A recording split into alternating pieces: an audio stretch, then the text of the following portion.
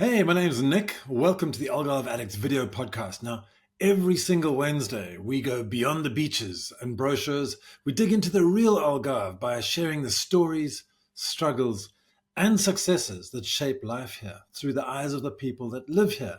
And they've actually done it. They're experts, expats, entrepreneurs, and locals sharing unfiltered insights about relocating to and thriving in the Algarve. Let's get on with it. Joe is our currency partner, and we're together. We've been saving our clients tons of money wherever they travel. Because I absolutely love this product. I really do, because it's a win-win for both of us. It's a win-win because we make a little bit of money and you make a little bit of money and the client saves money, which is fantastic. But anyway, we're not here to talk about business. We're here to talk about you. So welcome, Joe. Thank you so much for joining us on the Algarve Addicts podcast. Thank you. It's lovely to have you. Where are you right now? You're in Lagos, right? I am. This is where I live. It is. Thanks. I'm I a got lucky it right. girl. So I've configured all these questions for Lagos, so hopefully that's right. So if we sort of framing this whole conversation around about your relocation journey, how did it all come about? Because you're originally from the UK, right? Yeah, I'm from the north of England, just kind of right in the middle of York, Leeds, Harrogate area. So yeah, huge difference moving here. But yeah, I mean, my kind of journey here started with my holidays, coming out regularly on holiday. And Was that with your family when you were a kid as well? no. Well, my mum moved out here. Mm-hmm. And so I started to come to visit and backwards and forwards. Started to like the place initially, and then during COVID, I was out here more regularly for longer periods of time. I was able to work remotely, so I was working out here for kind of maybe 5-7 weeks at a time, and then I would head home. And the place really grew on me to the point where I would cry all the way home. The taxi driver must have thought I was absolutely, completely, and utterly nuts.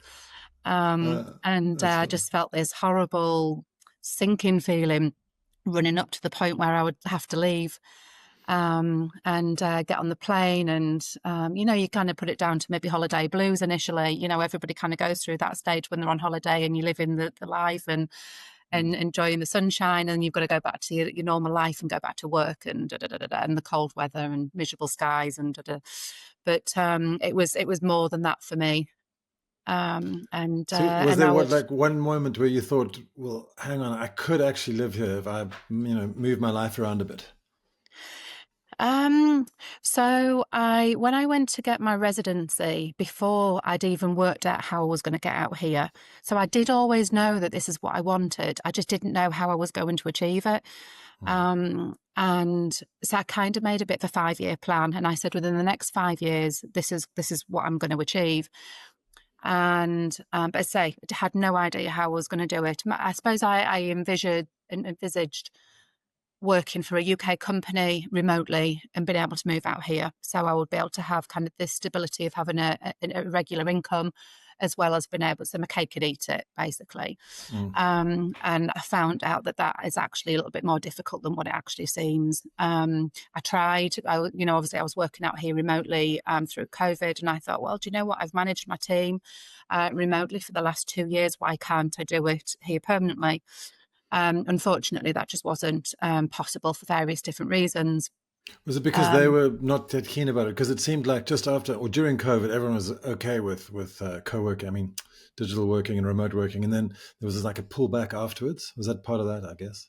Partly, yeah. I mean, some of it was for tax reasons. Some of it was because, yeah, they wanted us back in the office, kind of at least probably at the time, 2 or 3 days a week. So it was just, I'd put in my request through work and it was declined. So that was that. So I felt like at that point my dreams had been dashed. So it was, what else am I going to do? And it takes some guts to leave a job that, you're comfortable in, you're earning a good income. But I just knew that this is what I wanted to do. And then it took, it wasn't really that long afterwards that the majority of the business was put forward or been made aware that we were at risk of redundancy. We were all put a notice of redundancy. And initially I went into huge panic mode thinking, oh my goodness, this is the first time that I've ever been living on my own, had my own mortgage to pay. How on earth am I going to cope? And I literally woke up one Sunday morning and I sat bolt upright in bed and I said, what on earth are you worried about, Joe? Just moved to Portugal. Just And go. that was it. Yeah. And I sat at the side of my bed and I wrote a list of everything that I needed to do. I mean, I'm talking basic stuff like find somewhere to live, find a job, book a flight, rent my property out in the UK. And one by one, within a very short space of time, I ticked them all off the list. I went into work and I said to my boss at the time, I said, I've decided I want voluntary redundancy. And she looked at me really shocked. And I said, no, I'm serious. I want voluntary redundancy. And I said, I'm going to move to Portugal. And I just remember the look on not just her face, but various different people's faces to say, yeah, right, whatever. Okay. They were just humouring me, I think. Because And that's often a big issue, isn't it? It's like what your friends and family think. They're like, "Are you crazy?" But I mean, it was good that you had your mum here, right? So it was a little bit of an anchor. yeah, and friends too. Over the years, I've made so many friends. It's a very different lifestyle here to what it was in the UK. I don't know about anybody else's experience, but back in the UK, it was very much people did a lot of things with their family, their husbands, wives. Whereas I was single. Yes, I do have a son. He's got his own life now. And out here, I had this amazing group of friends that we all shared that kind of excitement for travel and to experience new things and kind of take the risk. So no, it was that was it. So I within about a couple of months, I booked my flight, and here I am. And did you manage, just from a technical point of view, did you manage to get your residency before Brexit kicked I in? did. I Okay, did. I was good. very lucky. It was the best thing that I ever did. Yeah, Back then we just went down to the local camera. We paid €15 and we walked away with a bit of paper. yeah. So And now yeah, it's a whole rigmarole for like 6 months to try and get a visa. yeah, Wow. Well, exactly. so what worried you most at the start? Because there must have been some concerns. I mean, it sounds like the way you told the story, it sounded like, oh, it was all excitement and adventure. And there must have been some like, oh, what ifs? And weren't you worried? Um, do you know what? I can honestly say I wasn't. I probably should have been, but I wasn't. I just, it was like something had just taken over me and everything just seemed to fall into place. And it was something that I'd never, ever experienced before in my life because the way my life had gone in the past, everything just seemed to be quite a chore. Whereas this time, everything just everything fell into place just naturally. And I don't think I really properly understood really what I'd done for maybe months after I'd arrived. And I kind of sat here and I thought, oh my goodness, I've done it. I've actually done it. Mm. And it was a good thing, don't get me wrong, but I think it was just such a whirlwind of things to do and the excitement and finding a job and finding Well, somewhere to live. that must have been the biggest, like one of the biggest challenges, I think, obviously, would be finding a job, right? Because you just handed in your redundancy. And from what you said, it sounds like you just said, okay, I'm leaving anyway, and I'll just have to figure it out when I'm there. So Mhm. was it easy when you're trying to find a job here? Well, I started off waitressing, Oh, cool. um, and I realised I was terrible at it. So did I actually when I arrived here. But I waited, not waitressed. I still look at the waiters and waitresses now when they're carrying those drinks around on those Trays. trays, yeah, and Yeah. think, oh my goodness, that's amazing. I really don't know how you do that.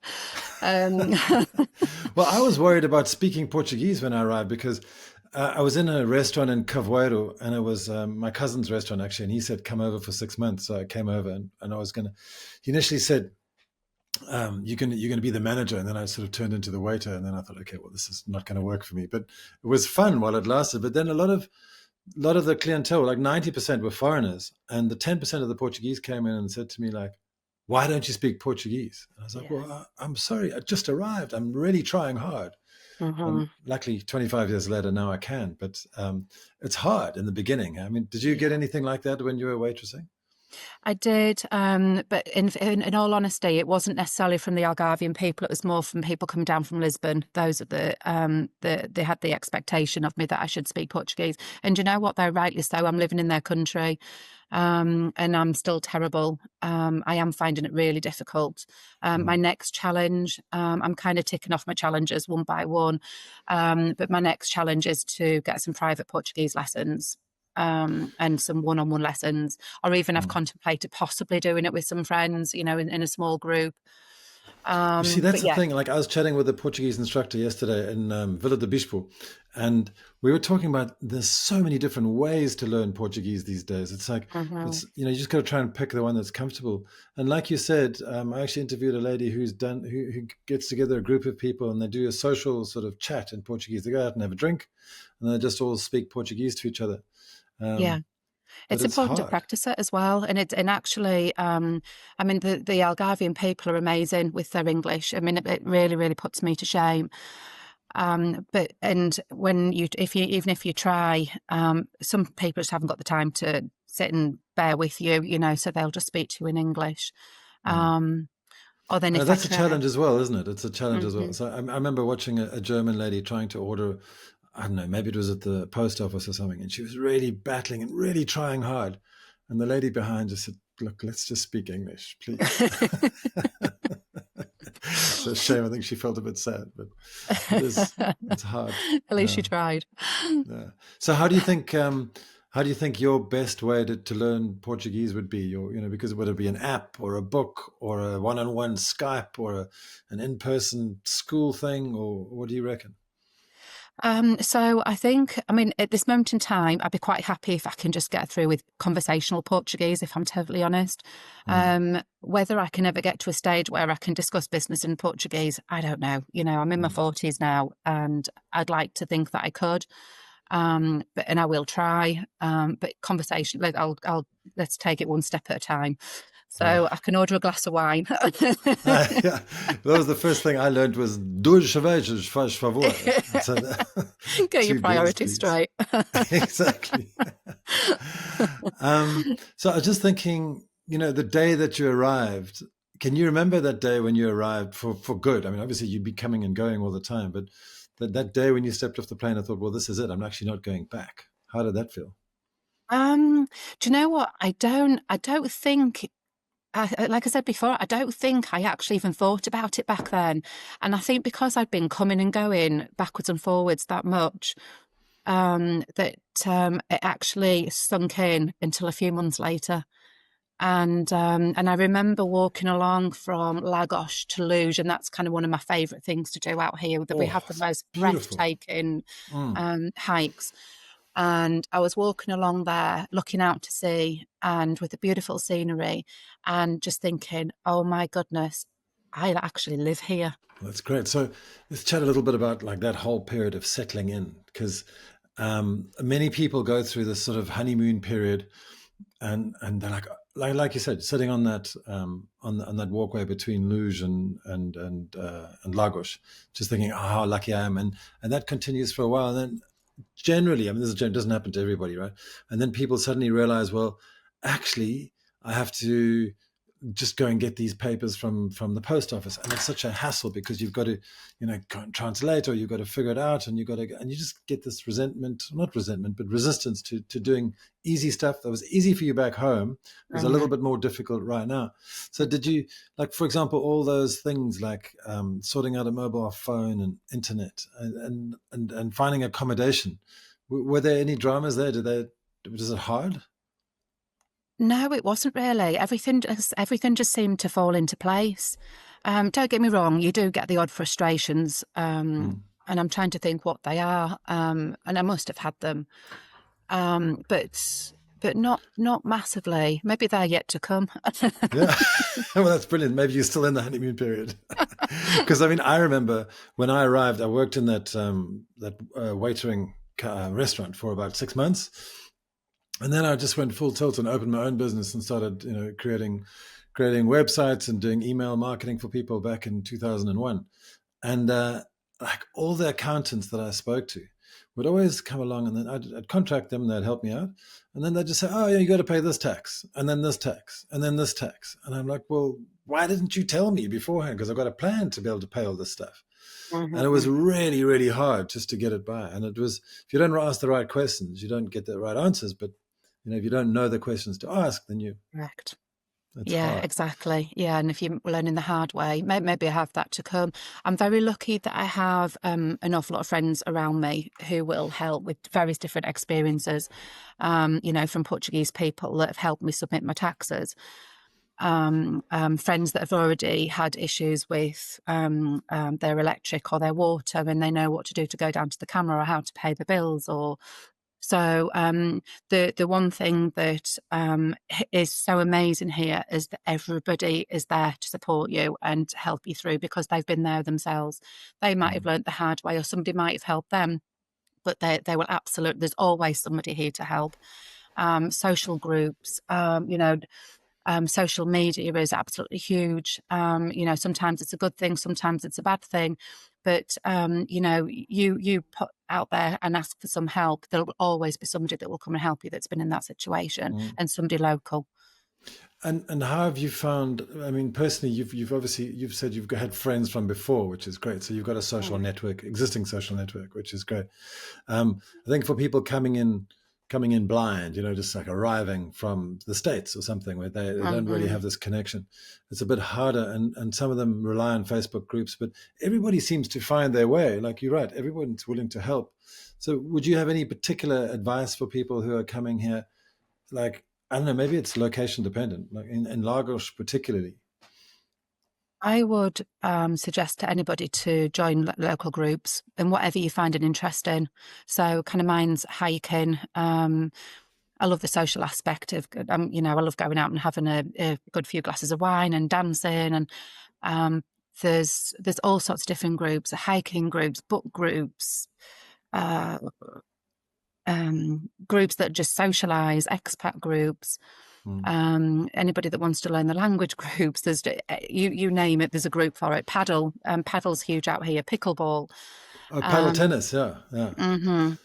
So Because I yeah, always get it whatever your confused with interest is. paddle boarding, because I Yeah, do paddle we love boarding that and too. paddle tennis as well. So that too, yeah. Yeah. And did you say pickleball? Are people playing pickleball in Lagos? Yeah, there's a good pickleball group out here. There's a few.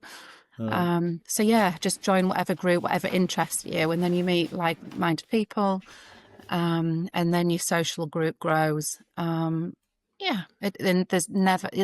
there's always something going on here. Always, even during the winter, there's always mm. something happening. But you're right, it's really so much more important than just having fun with friends as well. I mean, they can really help you get through these sort of little barriers and stuff and little hurdles, which can become quite scary sometimes. You know what I mean? And support, Yeah. support too. Maybe when you're going through a bit of a tough time, you Hmm. know, you might get up one morning and feel a little bit low and think, "Oh my goodness," But again, there's these people around you that will pick you back up again. It's amazing. Yeah. Okay, so what about Lagos itself? Because Lagos is. I've always got this impression of Lagos is a fun town. You can go party, party, party, and then sort of everyone just leaves, and it just becomes this ghost town in winter. But No, not at all. No, Lagos is going all year round. We're very, very lucky. We have the marina, we have the beach, we have beautiful town. We're so close to. You've got Luge, Burgao, Salema, all the way up there's some beautiful places all the way up the west coast. There's always something going on. Yes, some restaurants and beach bars close in the winter, but they tend to take turns actually. So then there's mhm. always something open. But yeah, there's always something going on in Lagos. And so how about you, Joe? Like, what kind of do you have a particularly favorite restaurant or bar? Like, do you know Bon Vivant? That's a classic bar in the middle of Lagos. Yeah, yeah, yeah, yeah. No, I like Bon Vivant, which has got some beautiful views. I spend a lot of my time on the beach. We've got a nice new beach bar called Parata. That's beautiful. Parata. Where is that on Parata. Maya Praia? It is. Oh, Yes, cool. yeah. It is a beautiful. That's a beautiful beach bar. Um, And just those this beach Sunday, bars just down there, are they like super expensive, like Lago beach bars, or are they a little bit? no, no, no, Okay. no. There's definitely not like Quinta. They range in price, I would say. I mean, everything has gone up in price since I started coming out here. It is a lot more expensive than what it used to be. I think that Mm. probably the whole world has. But yeah, you do feel it a little bit more. Yeah, I'm Um, feeling that a lot now. I mean, we're going out for lunch and it's like for two people, sometimes it's over €100 and you're like, wow, I can't keep doing this. It's getting more and more expensive. And yeah, especially down on the beach in the islands out near Faro, it's getting crazy. It's getting absolutely I crazy. do think it is a little bit cheaper up here. Or I say not up here, over here. But yeah, I mean, we had a little drive out to Algarve on Sunday, Mm. and there's a beautiful restaurant up there called Paulo's. And if you want to get away from the heat, because it is a little bit cooler Mm. over on the west coast, we sat there. It was 14 degrees cooler over there than what it was here. So on Yeah, Sunday, when it was 40 degrees, it was very much welcomed. it's amazing. I So was there yesterday in Villa de Bispo, and it was okay. 32 degrees here in Salbrage, just north of Faro, and it was Mm-hmm. 22 degrees there, so 10 Yeah, degrees less. It's crazy. yeah, But Upalo, is that the one right on the cliff top in it Arifana? is. It is. Lovely. Yeah, it's Yeah. beautiful. Yeah, it's one of my favorite restaurants. Mm. But do you know what? There's lots and lots of them. Lots. It depends what you're looking for. Whether you're looking for a nice meal, a nice view, whether you're looking for entertainment. If you want some, listen to some music, you go down into Lagos Marina and you go to Lazy Jacks or Oasis or up at the lighthouse. There's always something going on down there. Yeah, it's a lively spot, isn't it? Huh? It sure is. It never ends. That's why I've got to really be strict with myself and stay in because there's always something going on. So, I've if you got were to, showing friends from the UK around the Algarve, like where would you pick your favorite spots? as soon as my friends arrive, there's two things I tend to do with them, kind of that wind down. I take them on a hike along from Lagos to Luge, and then we sit out in Luge and have a lovely meal overlooking the sea there. That's another one of my favourite restaurants is a Concha over there. La Or Concha. a Concha, yeah, Okay. that's a Is that lovely restaurant. in the square at the end of the promenade? It's actually on the promenade. Okay. Right. Um, and um, and then we hike back, or I take them along the boardwalks. I mean, we've just got the most spectacular view, so I like to show it off. Yeah, it's an incredible that boardwalk has just been created from what's it, Praia de Batatas? Oh no, it's not from Praia de Batatas, it's from the other beach, Donna Ana, I think it is. And it's going all the way down to the Point de Piedade. It's fantastic. Yes, that's right. Well, yeah, I mean, you do the boardwalk right the way along Maya Praia, onto Ponte Piade and then, Donnarumma into Luge. I mean, you can do the full walk right the way from Luge to then Burgau to then Salema. Yeah. There's a hike all the way along there You can and even do it boardwalks also. from you can even do it from Villarreal Sant Antonio all the way to Sagres if you want. We did. Did you really? Well, Yeah, but we didn't do it all at once. We just did it, like every month we'd do a day and then start where we left off and then go back. Do you know what I mean? So we did it in nice. sections. Yeah, But no, it I'd was a love to lovely do way to that. see the Algarve. It's beautiful. Just spend a whole day walking. It's fantastic. It is fabulous. We're lucky people. Yeah. So I mean, just not. So you just keep them in Lagos and do all those walks first. Then where would you take your friends from the UK with this fictional itinerary? Oh, we do everything. So I know we normally spend some time in the marina. We spend some time in town because we've got a really cute little town as well, with some lovely little shops and restaurants and great nightlife. You go up April 25th, and there's some great bars and atmosphere up there too. And I do feel safe. Yeah, Um, that is important. wandering around town. I've never had any trouble. Uh-huh. I'm not saying there's never going to be any, but I've never experienced any issues at all. Well, it's an interesting thing about safety because for years, all the blogs and all the sort of vloggers and stuff have been talking that Portugal is one of the safest countries in the world. Uh-huh. And recently, people have been starting saying, "Well, is it really?" And there was so Sick Noticias, the news channel, did a survey, and they said I think it was over the last 20 years, crime has actually decreased by 1.3%, but the Wow. amount of reporting about crime has increased radically by some kind of percentage. I don't remember what it was. So that's an interesting fact. People are talking about the little crime that does happen, but it's statistically decreased, which is fantastic. Yeah, absolutely. Yeah, that's. I mean, crime happens everywhere in the world, doesn't it? Yeah. And I think probably when things do happen around here, you're shocked because, and it's probably because you're not used to it. But whereas back home, if somebody got into a fight or something happened, then it's just like, well, it's like an everyday occurrence. But here, it's shocking when it does happen. Yeah, and back at my home as well, a little bit more than that because I'm from South Africa. So that's a real crime hotspot, which is not so much fun. But yeah. So, so for people who are thinking about relocating to the Algarve, what would your advice be? Don't come. It's too good. Yeah, leave it our little secret. I know, but that's awfully selfish of us. I know. Just do it. Do you know, before I came, my attitude was, and don't get me wrong, this hasn't always been my attitude my whole life, but I thought, what's the worst that could happen? Really? I have to go home. I'll go. This is my home now, but at the time it was, I have to go home if it doesn't work out. I have to find another job back home and just get on with life. But luckily that hasn't happened, and it's worked out, and I'm loving life.